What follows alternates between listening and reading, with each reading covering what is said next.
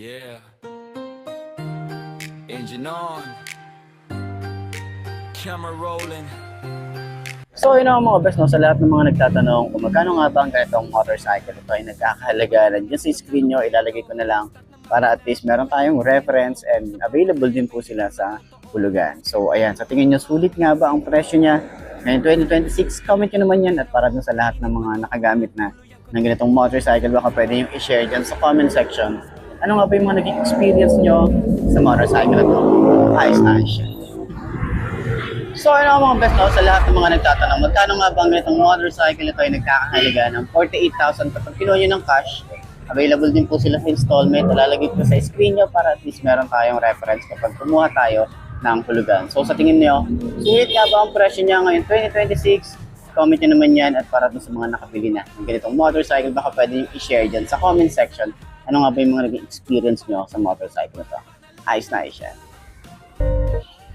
So yun ang mga best, no, available nga po dito sa may Rosie Angat branch itong Volt 125. Meron sila isang unit dito na kulay blue and black combination. So ayan, sa mga nagtatanong and update para dito yung presyo niya, ayan, lalagay ko na lang din at nakita nyo naman na siguro yung presyo natin dito. So yun ang mga best, no, merong available na unit dito sa may Taal outlet. So along highway lang naman to, madali lang din naman siyang puntahan. Okay, makikita nyo agad dito na may Rosie. Okay, so outlet pa lang siya.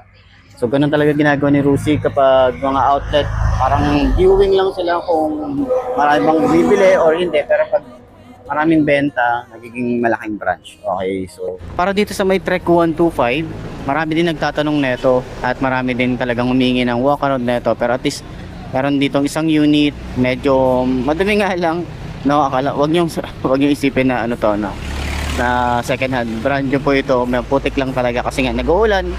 Okay, so ang dami kong explanation, walk around na natin. So yung kanyang headlight, itong kahuling niya, maporma eh. May ano rin tayo rito, may decals din tayo rito, may mga sharp design din tayo rito. Yung kanyang signal light, flexible LED. Yung kanyang headlight is bulb type pa rin. Ayan, so mas patingin ko, para sa akin mas angat si Ultra pagdating sa headlight. Ayan, pero yung kabuuan, yung katawan, tapos yung bandang unahan, halos hindi sila nagkakalayo. Pero yung kanyang fender, malambot, may extension. Yan, mahaba din. Naka-air cool din tayo rito. Naka-carb type. Naka-telescopic fork na may rubber boots. Yung mugs niya maganda rin eh. Halos karamihan sa mga 125 na underbone, ganito yung mugs. Yung tires naman, ang size naman dito ay 2.5 by 17. A single disc brake, dual pot caliper. Ayan, sa kanyang headlight, ang ganda ng itsura, no? Ang ganda ng cowling niya rito. Meron tayong mga design dito na parang patulis. Naka-LED rin tayo rito. Yung signal light natin dito is flexible naman. LED rin. Okay, ganyan yung formahan natin dito. Parang mga CRF din yung datingan niya. Ating front fender, ano din siya, mahaba din. At meron din tayong mahabang extension dito. Naka-telescopic fork tayo rito. Okay, may Rosie, and then yung ating size ng tires is 2.5 by 17. Naka-tube type pa rin naman to. And yung ating mugs dito, kakaiba lang din yung design niya. Ayan, sa kanyang disc brake, wavy design din tayo rito. Dual pot caliper. Naka-air cooled tayo rito at naka-Euro 3 na rin tayo. So dito naman is meron tayong Volt na decals. Ayan, ito na may tsura ng decals natin dito. May Rosie, may kulay blue sa taas, kulay blue rin dito na may white, and meron tayong mga parmahan na ganito. Ayan, may patulis din tayong design dyan. So may kickstart pa rin naman tayo. Yung ating makina, meron tayong Rosie na naka-emboss, rear brake pedal, smooth lang din. Footpegs natin, combination ng rubber and metal. O yung ating footpegs din dito, same lang din. Yan, dito sa side meron tayong mga sharp design din. Ayan, kita nyo naman to. Tapos meron din tayong cover dito. Then may decals na 125 and then kulay red. Hanggang dun. Ito naman white and black. Okay, so dito may Rosie. Sa side may Rosie, sana tanggalin na nila to. Itong Rosie na nandito. Sa ilalim meron tayong parang carbon fiber finish. And then meron din tayong kickstart, rear brake pedal. Tapos meron din tayo ritong Rusi na naka-emboss. Ayan. So, dito naman yung ating foot pegs. Meron din tayong metal dyan. Okay. So, ito may plastic na part dito. Tapos, merong metal dun na nakapaloob. Okay. So, yung foot pegs natin dito, combination ng rubber and metal. Rear brake pedal, smooth lang din. Yung ating swing arm, medyo maiksi lang. Naka-dual shock tayo rito. Adjustable naman yan. Yung tambucha natin, mahaba. Tapos, may metal na cover. Yung kanyang decals, meron tayong Trek na nakalagay dito. Ayan. So, sa bandang gitna, ito may parang carbon fiber finish dito. Ito may rusi pa dito. So, sana dito tanggalin na. Okay. So, yung ating handlebar, naka-upright position tayo rito. Meron din tayong digital panel. Okay. So, yung ating ignition, simpleng-simple lang. Tapos, yung susi natin, simple lang rin. Yan. So, sa side ng mga switches, ito, electric starter. Ito ay park light, headlight, high and low, signal light, busina, and then choke. Ayan. Semi-automatic ang isang to. Yung ating grip, makapit. Yung throttle natin dito, medyo malalim. Yung lever, medyo manipis dito, pero smooth naman. Okay. So, yung sa upuan natin, malambot. Sobrang lambot na ito. Tapos, same nung kay Ultra, mahaba yung dito. Yung uso niya, mahaba. Hanggang dito sa ating OBR, meron din tayong compartment.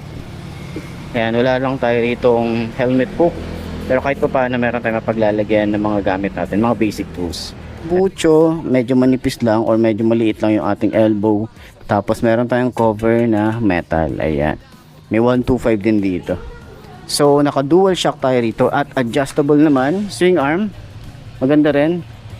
Ito naman yung supplier nya, RSPDL125. Ayan, yan yung ating supplier nito. So naka drum brake, maganda rin yung mugs. Yung size dito sa likod ay 2.75 by 70. Ayan. So meron din tayong grab bar. Napakasimple na ng ating grab bar. Yung ating foam, yung ating upuan, medyo matigas siya. Tapos yung leather natin dito medyo madumi lang ng konting-konti lang. Kailangan lang tong mapunasan or tama, mapunasan lang din. So ayan, yung ating tail light is naka LED rin. So sana ganito yung mga LED mga tail light natin dito. Ganito yung LED nya. So signal light nya rito, reflector, lagayan ng plate, fender natin manipis lang. Ayan, tapos ano rin naman siya, flexible. Ayan, sa kanyang handlebar meron tayong upright position. Switches natin dito, meron tayong electric starter. Ito parang naka quick throttle. Yung grip natin makapit din naman.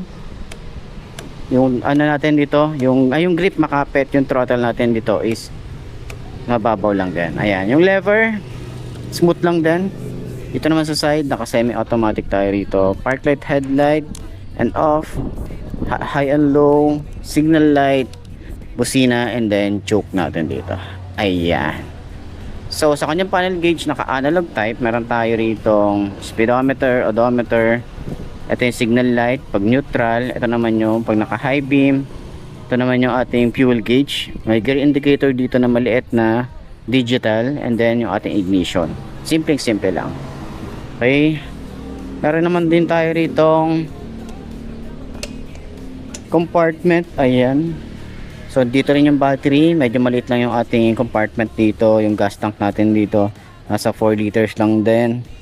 Ayan, so sa kanyang sprocket, ang size dito ay saan na yung size? Ayan, 36. Okay, so may chain cover na rin tayo rito.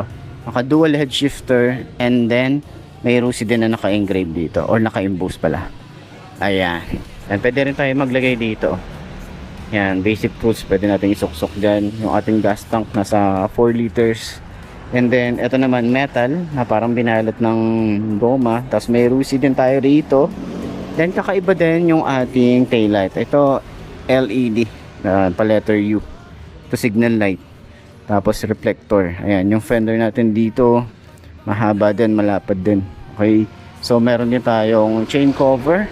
At yung sprocket size natin dito ay 3040. Ayan. So 4 speed ang isang to. Naka dual head shifter. Okay. So Ayan yung datingan ng ating Trek 125. So sa lahat ng mga nag-aabang ng Trek 125 na walk around, ayan, ito na po yun. Meron tayong kulay white black na combination. Okay, so sana doon sa mga gustong bumili ng ganitong motorcycle, puntahan nyo na lang dito sa may Taal outlet. Okay, dito sa amin. Okay. So pero kung may malapit na Rusi sa inyo, pwede nyo namang i-inquire yan. So sila nang bahala magpadala ng unit dyan sa branch nyo. Okay? So, ito yung kabuuan ng ating Volt 125. So, sa lahat ng mga nagtatanong at mga naghahanap ng update para dito, yan, available po dito sa may Rusi Angat branch. Okay, so, sana nakatulong tong video na to sa lahat ng mga naghihintay ng update para dito sa Volt 125. Ayos na yan. Pagmahal pa kaya ka legit Mark Moto sa kalsada bida tumutulong pa kahit di nakikita at higit sa lahat alam na ng tropa cute na pogi pa panalong panalo ka